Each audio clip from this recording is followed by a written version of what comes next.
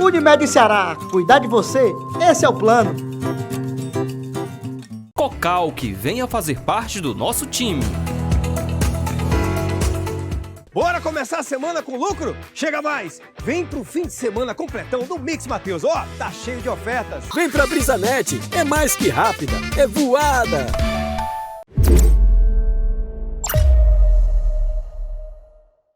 Meus amigos e minhas amigas, estamos começando mais um Café no Ponto aqui no nosso ponto de vista, conhecendo a história de mais um personagem, de mais uma pessoa, de mais um convidado aqui no nosso programa. Nós estamos nas dependências do Sindicato dos Servidores Públicos Municipais de Quixeramobim, o Sindicec.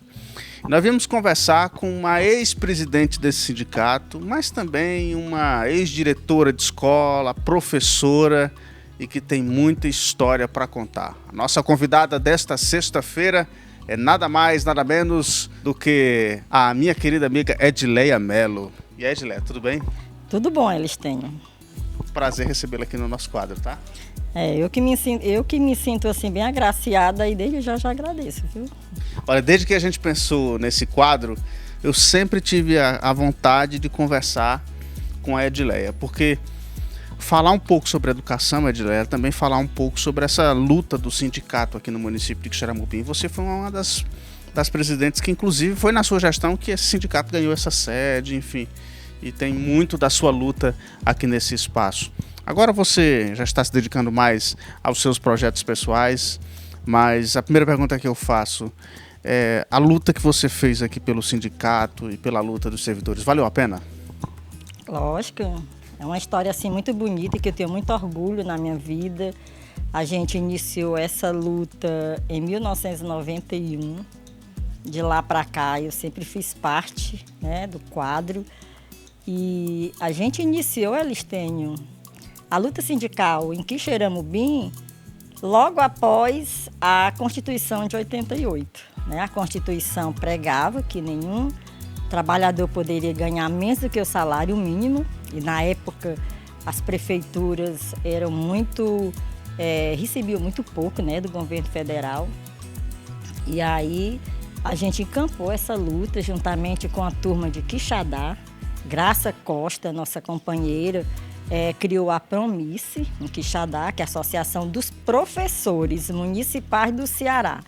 Aí depois estendeu-se para os demais servidores. Então, a gente deve muito a Graça Costa, nossa companheirona, né, que nos ajudou a fundar, a criar, a constituir a nossa entidade que, graças a Deus, existe até hoje. E aí, foram muitas lutas, né? Muitas lutas, de 91 para cá. Eu nunca almejei ser presidente, né? Eu sempre me identifiquei com a causa, mas assim, você ser presidente, eu nunca tive esse sonho, porque quando a gente faz parte de uma entidade, a tendência é você galgar, né, melhores patamares até chegar para poder contribuir mais, né? Aprender mais, porque a gente aprende demais, mas eu cheguei a ser presidente por forças das circunstâncias. Edileia, eu já lhe entrevistei em várias oportunidades nessa vida de presidente do sindicato, integrante da diretoria. Vai em cima, vai na Câmara, vai atrás do prefeito, vai atrás do vereador, vai para cima, vai para baixo. Foi difícil essa luta? É difícil essa luta sindical? Porque também tem muito desgaste, né? Porque você tem que cobrar e às vezes ser cobrado, gestores não gostam muito, às vezes são dissabores que você precisa aguentar, muita coisa que você precisa. Pensou em desistir? Pensou em deixar para lá ou seguiu firme? É uma luta, né? É uma luta e em algumas ocasiões eu até dizia que se nós tivéssemos gestores comprometidos realmente com o que preconiza a lei, porque assim, quem está aqui dentro, quem luta pelos direitos dos servidores, não quer nada mais, nada menos do que o cumprimento do que está na lei. Aí algumas vezes eu tive a oportunidade até de dizer isso nas rádios, né, nos programas do sindicato. Se nós tivéssemos gestores comprometidos, não precisava nem de sindicato. A lei não está lá, então cumpre, né? Mas, infelizmente, a gente vive numa sociedade capitalista, onde o trabalhador está do lado, né? Os gestores, nesse caso, os gestores municipais estão do outro lado, e aquele embate, né? Então, a gente precisa estar sempre unido, organizado, que é para poder a gente fazer valer os nossos direitos, porque a força da lei, ela não é suficiente para que os nossos gestores, prefeito, governador, presidente, enfim, quem está no poder, cumpra. Então, precisa sim de organização, cada vez mais de união das categorias, das classes, para poder fazer valer os nossos direitos, que está lá na Constituição, né?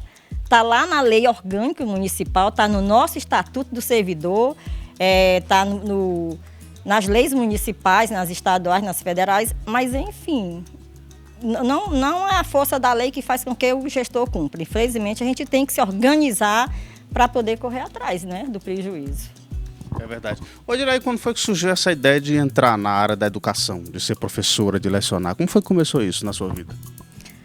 Bom, acho que essa questão também de oportunidade, né? Eu terminei o pedagógico em 1984 e aí tu sabe que nessa época nós não tínhamos muitas opções. E eu venho de uma família de professores, né? Eu tenho tias professoras e aí você vai se engajando no que tem. Na época o que tinha era isso. E eu também gostava muito da ideia de ser professora. Eu lembro que eu dava aula para minhas bonecas quando eu era pequena. Uma vez eu fui fazer minhas unhas, a manicure disse que eu tinha mão de professora. Aquilo ali eu fiquei tão feliz, sabe? Eu acho que é uma coisa que parece que já, né, tá entranhada na gente. E aí fiz o pedagógico, né? E logo em seguida eu recebi o convite da Esté, a Esté da Escolinha Pinóquio. Aí trabalhei ainda 2 anos na Escolinha Pinóquio, agradeço a Esté, aproveito aqui o espaço. E a dona Zilá me convidou também para mim trabalhar nas escolas municipais. Então eu trabalhei 2 anos na Escolinha do Pinóquio pela manhã e à tarde eu trabalhei aqui na Gastão Falcão no depósito. E aí esses 2 anos foi assim. Aí logo em seguida me convidaram para mim ser supervisora, que na época a nomenclatura era essa, supervisora, né, das escolas municipais. E aí eu aceitei, aí veio o concurso de 94, aí tinha lá várias pessoas, né, tudo trabalhando na mesma função e abriram lá o cargo e pra gente, que é técnica, e aí assumi e fiquei como técnica, né, supervisora na época. E depois veio o concurso de 97 para professora. E aí eu pensei em fazer, fiz, passei, né? Na época passou a Rosângela, a Odaléia, eu. E aí a gente ficou como técnica e como professora, porque a Constituição, ela assegura, elas são funções afins. Então, pode trabalhar, né? Inclusive, 6 horas corridas, se trabalha como técnica e depois como professora. E aí, ainda assumi a sala de aula de professora. Fui sua professora, com muito orgulho. E aí, hoje eu já estou afastada como técnica e já estou aposentada como professora. Mas teve um período também que você participou da gestão da Escola Maria Carneiro, que formou aquela dupla com a professora Aurelina, né? Foi um período também muito bom, né? Pronto. Na época a dona Zilá era diretora, né? A dona Zilá Carneiro com a Lúcia Fernandes, elas eram diretoras e eu trabalhava na escola, também como professora. E aí a dona Zilá se aposentou, me convidou para me ficar no lugar dela. E uma responsabilidade enorme, porque substituir a dona Zilá é uma responsabilidade muito grande, porque é uma gigante, né, na nossa educação aqui no Quixeramobim. Mas eu aprendi muito com ela, foi uma convivência assim, muito positiva. E aí, logo de cara, eu aceitei, nós tínhamos uma equipe excelente de professores, trabalhávamos projetos maravilhosos e a dona Zilá sempre presente, acompanhando, porque ali está no sangue a educação. E aí, muito parceirona nossa. E aí ficou a Aurelina como a diretora e eu como a coordenadora pedagógica. E a gente trabalhou mais de 10 anos na Escola Maria Carneiro, também um período muito significativo na minha vida e de muita aprendizagem. Essa presença da Dona Zilá é muito importante, que eu lembro que na sala, uma vez por mês, a Dona Zilá ia conferir a nossa caligrafia, nos cadernos de caligrafia, e eu já disse isso a ela, e ela, eu lembro desse tempo. É uma figura sempre muito importante para a educação, né, Dona Zilá? Com certeza, a Dona Zilá, assim, ela contribuiu muito. Ela acredita demais na escola pública. Para tu ter uma ideia, os netos dela eram alunos da Escola Maria Carneiro, né? E ela muito exigente, mas também dava muito a parte dela no sentido de contribuir, de querer só melhorar, né? Só ver as coisas realmente acontecerem. Se arrepende de alguma coisa dessa trajetória na educação e aqui no sindicato? Se arrepender não. Eu acredito que eu consegui, onde eu estive, seja na escola, seja no sindicato, eu gosto muito de ser atuante, sabe, Elistênio? Eu gosto muito de cascaviar, de procurar, de melhorar. Sempre querer o melhor para o lugar que a gente estava.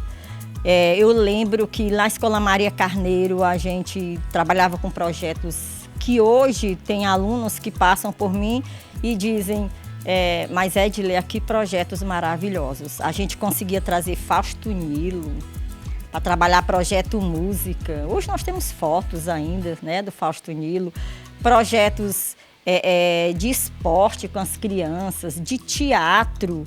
A Escola Maria Carneiro era uma escola muito atuante. Uma vez até a Socorro Pinheiro, né, que foi secretária da Educação, ela chegou na escola, eu nunca esqueci disso, ela disse, a Escola Maria Carneiro é uma escola diferente.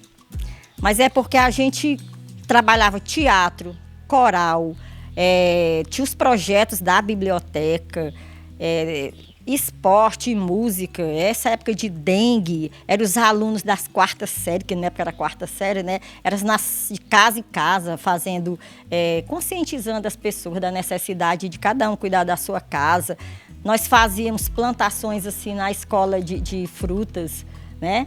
Colhemos até acerolas, tudo plantado pelos alunos. Então era um engajamento muito bom, muito bem feito, e também a gente teve a sorte de ter equipe, pessoas bem engajadas, bem comprometidas e com muita vontade de fazer todo mundo junto, né? No final todo mundo ganhava. As nossas reuniões sempre lotadas, os pais muito participativos, o conselho da escola muito participativo, ou seja, tudo funcionava, tudo dava certo.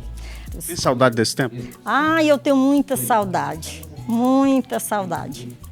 das brincadeiras.